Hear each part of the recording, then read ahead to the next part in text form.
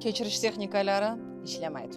Hozir negaligini isbot qilib beraman sizga. Biz shunchaki deklaratsiya bilan men kechirdim degan ko'rinishda kechirishimiz mumkin emas. Nega? Chunki biz buni ong bilan qilamiz.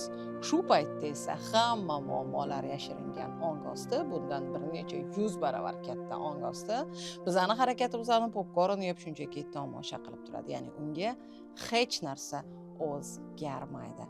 Bu o'zgarishi uchun nima qilish kerak? Muammoga ozgina ichkaridan kirib qarash kerak.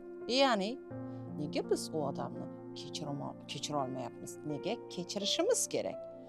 Chunki u odam bizga jarohat yetkazgan. Ruhiy, jismoniy farqi yo'q. Aynan mana shu jarohat tuzalmagunicha kechirish imkonsiz. Chunki bu jahlga, bu alamga aynan mana shu jarohat kuch beradi. Qachonki biz bu jarohatga kiramiz, uni tuzatamiz, shunda siz hattoki u odamni qilgan xatosini eslolmaysiz ham va ana shundagina haqiqiy tuzalish bo'ladi.